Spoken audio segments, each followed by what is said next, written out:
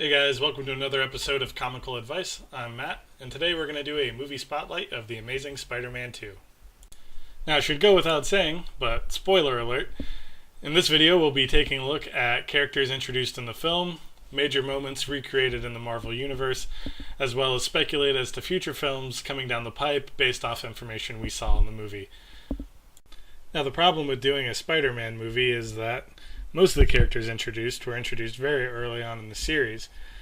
Early editions of The Amazing Spider-Man sell for quite a bit of money, and so finding one in your price range may be challenging. Though if we take a look at the entire movie, I'm sure we can find some stuff that you can still pick up or add to your collection. And as we go through these, I hope you'll be taking note as to which ones you feel might be best. Now we'll start off with the most obvious character we can, in this case, Spider-Man, once again brought to life by Andrew Garfield. Now, Spider-Man makes his first comic debut in The Amazing Fantasy number 15. Now, this comic sells for a ridiculous amount of money, and if you have one, I hate you, and if you can afford one, I hate you even more. Now, once again, Spider-Man finds himself facing off against a trio of villains. In this case, Jamie Foxx plays Max Dillon, or as you might know him, Electro.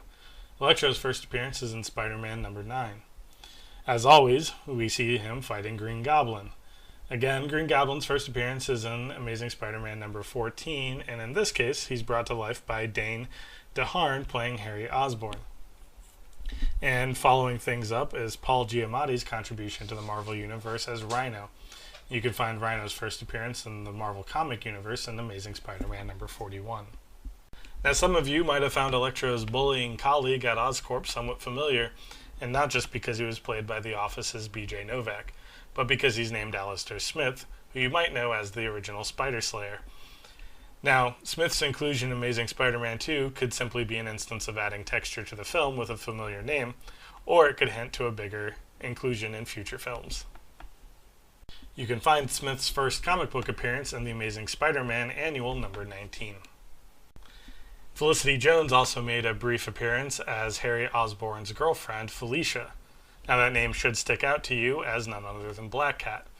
Now, again, this can be another instance of texturing with familiar names in the universe, but I'm willing to bet, with the death of Gwen Stacey, that this could lead to a future romance in future films. And why not? Black Cat's one of the sexiest comic book characters they have going, and I'm surprised it's taken this long for her to be included in the series. You can find Black Cat's first appearance in the comic universe in The Amazing Spider-Man number 196. And just in case you missed it the first time, spoiler alert, Amazing Spider-Man 2 brings to life two of the pivotal moments from the comic book universe. The first being the first time Harry wears the Green Goblin suit, which can be seen in The Amazing Spider-Man number 136, and the second, and perhaps most shocking of all, is the death of Gwen Stacey. It breaks my heart to know that Emma Stone will not be reprising her role in future films, but you can find this moment in Amazing Spider-Man number 121. Now, we all know a Sinister 6 film is coming thanks to Sony's off-slated plans for a spin-off, but some big questions still need answering, not least of which is, who will it include? Now, the original Sinister 6 includes Electro, Dr. Octopus, the Vulture, Kraven, Sandman, and Mysterio.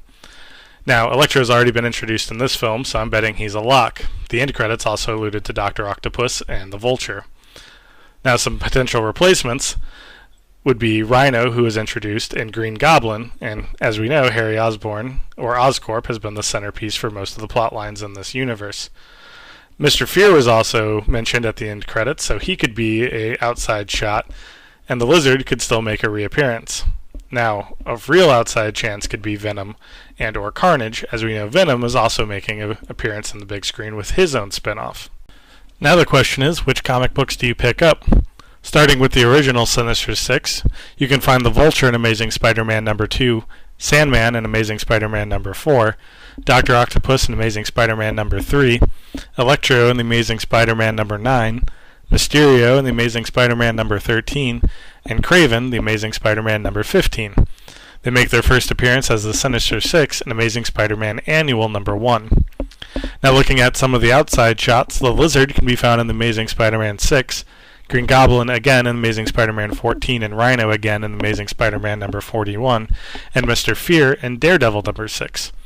Now for the far outside, we've got Venom, who makes his first appearance as Eddie Brock in 298, makes his cameo appearance in Amazing Spider-Man 299 and his first full appearance in Amazing Spider-Man number 300.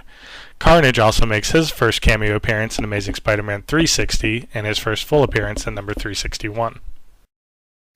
Hope you guys found this information useful. Leave any questions in the comments, and as always, invest wisely. Thanks, guys.